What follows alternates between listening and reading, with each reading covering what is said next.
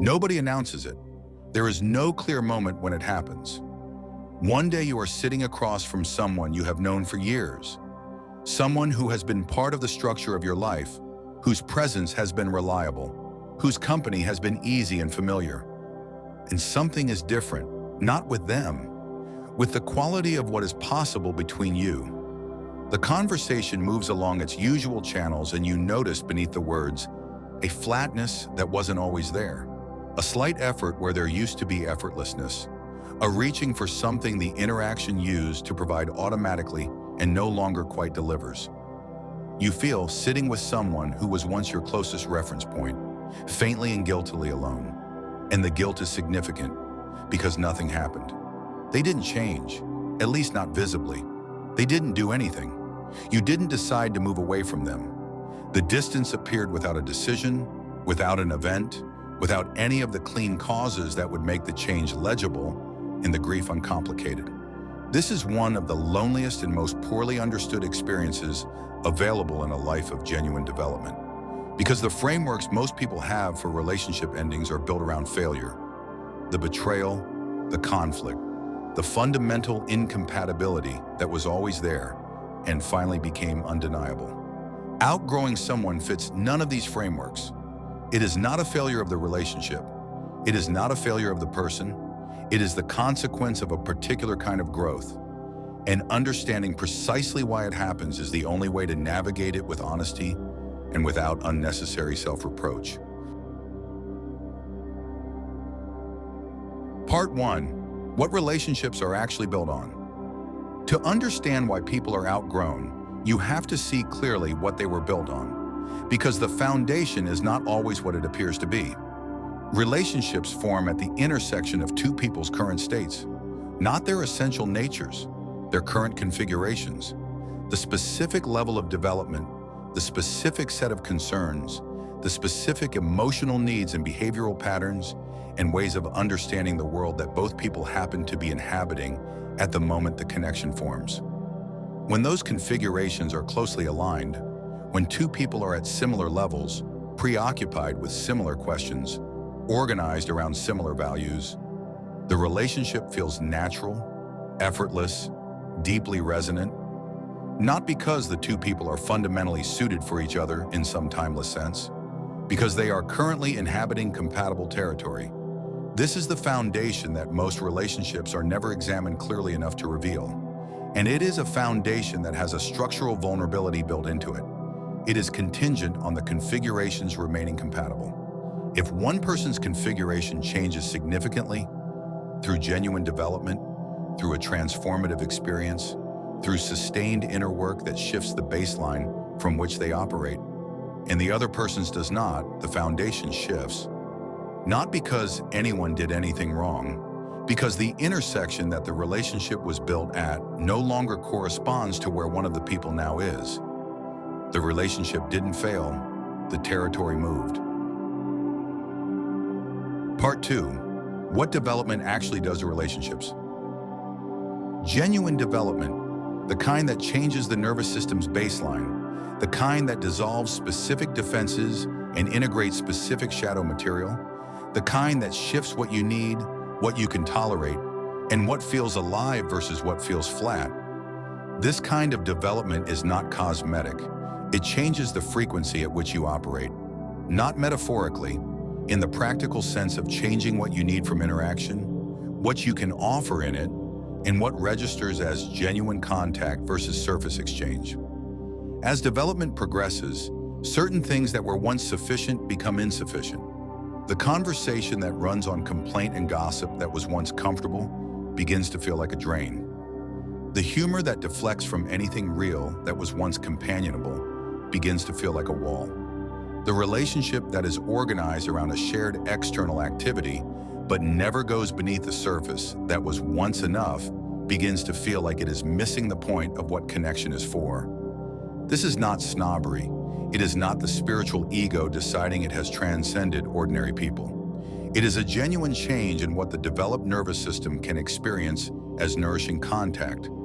In the same way that a palate educated by genuine food finds it increasingly difficult to find satisfaction in what previously seemed perfectly adequate. The development changes the appetite, and relationships built around satisfying the old appetite cannot automatically satisfy the new one, regardless of the goodwill of everyone involved. Part 3, why the guilt is so persistent. The guilt that accompanies outgrowing someone is not irrational. It arises from something real, and examining what it is actually pointing at dissolves some of its power. The first source is the genuine love for the person. The relationship mattered. The history is real. The care that was built across the time of the connection does not simply evaporate because the configurations have diverged. Feeling the distance is, in part, the grief of losing something that was genuinely valuable. The guilt is partly love with nowhere to go. The second source is the cultural narrative around loyalty. In most environments, the unspoken definition of loyalty and friendship is consistency, showing up in the same way, maintaining the same availability, relating from the same position across time. Development violates this definition of loyalty, not because it is disloyal in any meaningful sense, but because it introduces change into a relationship that was organized around sameness. The guilt is partly the internalized pressure of the loyalty narrative colliding with the reality of genuine change. The third source is the asymmetry of the experience. The person being outgrown often has no awareness that anything has shifted, or has an awareness that something is different but no framework for understanding what. The person doing the outgrowing carries the full weight of the change while attempting to maintain a connection that increasingly requires the suppression of who they are actually becoming. This suppression produces its own guilt. The guilt of inauthenticity, of performing a version of oneself that no longer corresponds to what is actually there. And underneath all of it, the deepest source of the guilt is the suspicion that genuine development should produce more compassion, more connection, more capacity for meeting people where they are, rather than the experience of increasing distance from specific people. The suspicion that if you were really developing, you wouldn't be losing people. You'd be more able to hold everyone. This suspicion is worth examining honestly, because it is both partially true and significantly misleading. Part 4, what is actually required. Genuine development does increase compassion. It does increase the capacity to meet people where they are. It does produce a quality of presence that can hold more of the human range without judgment or discomfort. But it does not eliminate the reality of resonance. And resonance, the specific quality of genuine meeting that happens when two people are operating from compatible levels of depth and awareness and honesty, is not something that can be manufactured through compassion alone. It requires correspondence. And correspondence cannot be created through goodwill if the configurations genuinely do not overlap. What is actually required in the navigation of outgrowing someone is not the pretense that nothing has changed. It is not the abandonment of the relationship through a dramatic exit that converts a natural divergence into a conflict. And it is not the suppression of the development in order to maintain the compatibility. It is honesty with yourself first about what is actually happening. The acknowledgement that the distance is real, that it is not the other person's fault, that it is not evidence of your own spiritual superiority, and that it is not something that goodwill or effort can simply reverse. And then, held within that honesty, the genuine question of what the relationship can be now, rather than what it was. Some relationships that cannot maintain their original depth can find a different but still genuine form. Less frequent, less central, but authentic within a more limited scope. Others cannot, and attempting to force them into a shape they no longer fit produces a specific and ongoing suffering for everyone involved.